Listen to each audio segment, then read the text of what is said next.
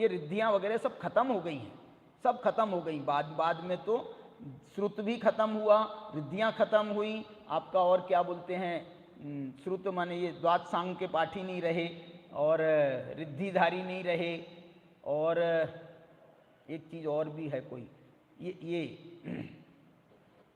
माने जो जो जो विशेष अवधि ज्ञान उसके बाद में नहीं रहा। तो ये जो है जब चौथे काल का असर रहा 100, 200, 300 साल तक के, तो ये कुंद कुंद भगवान अंतिम चारण रिद्धिधारी का एक नामोल्लेख मिलता है पट्टावलियों में, उसमें कुंद कुंद भगवान नहीं है। इसका मतलब है कि कुंद कुंद भगवान उसके पहले हो गए उन्होंने अंतिम का नामोल्लेख किया है। तो इस प्रकार से जो है ये बहुत जोरदार जो हैं आचार्य कुंद कुंद। मैं ये कह रहा हूँ हमको जो कुंद कुंद भगवान मिले हैं वो कुंद कुंद भगवान, जब हमको ये पता चलेगा, जो ये विश्वास पैदा होगा कि ये कुंद कुंद भगवान उनके डायरेक्ट शिष्य हैं, तो जो कुंद कुंद भगवान की महिमा हमारे चित्त में आएगी, वो महिमा वैसे नहीं आ सकती।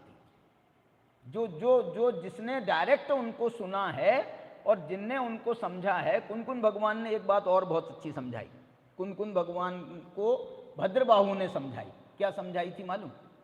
भद्रबाहु ने कहा कि तू ये द्वादशांग के रटने के चक्कर में मत रहना, मैं भले ही द्वादशांग का पाठी हूँ, तू मेरा शिष्य है, लेकिन तू इसके चक्कर में मत रहना, नहीं तो ये जो काम मैं तेरे को सौंपने के जा रहा हूँ ना, ये काम नहीं होगा, इसलिए तू इसके चक्कर में मत रहना। तो फिर मेरी आराधना कैसे होगी?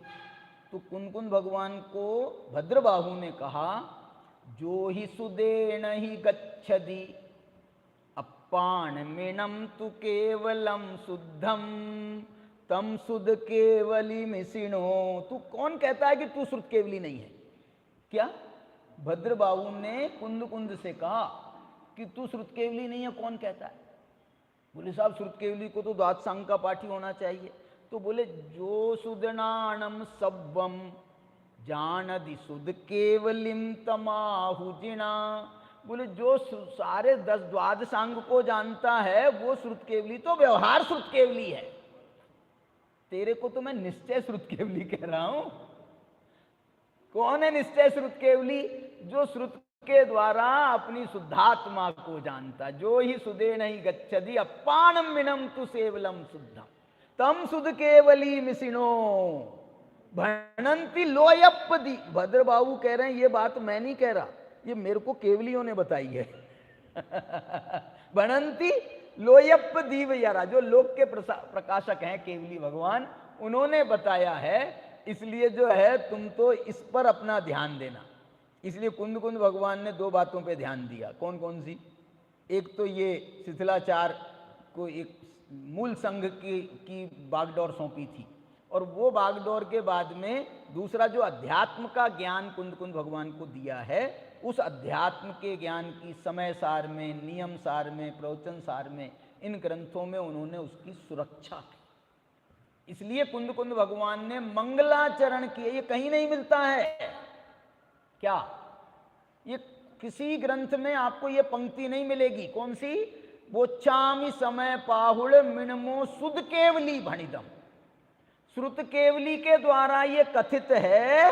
ये बात भगवान से तो सब जोड़ते हैं, भगवान से, लेकिन कुंद कुंद भगवान ने भगवान से नहीं जोड़ करके श्रुत केवली से जोड़ा है। इसका मतलब है इनका श्रुत केवली से कोई गहरा नाता है। इसका मतलब है कि श्रुत केवली से इनका कोई गहरा नाता है, और वो गहरा नाता जो है ये उनके समय सार के मंगलाचरण में है, नियम सार के मंगलाचरण में भी है। वो चामी नियम सारम केवली शुद्ध केवली भणिदम। और श्रुत केवली की व्याख्या 9वीं 10वीं गाथा में, समय सार में, प्रवचन सार में एक 33 नंबर की गाथा है, वो बिल्कुल ये 9वीं 10वीं गाथा के समान है। वहां भी एक आस जो ही सुदे नहीं गच्छति अपाणमिणं तु केवलम शुद्धम। ऐसे जो है बड़ा सुंदर कुंद कुंद भगवान, हमको ऐसे कुंद कुंद भगवान मिले हैं जिनका साक्षात शिष्यत्व जिनको प्राप्त हुआ था भद्रबाहु आचार्य का। ऐसे कुंद कुंद भगवान को और उनके गुरु भद्रबाहु स्वामी को नमस्कार करके अपनी बात को पूरा करते हैं।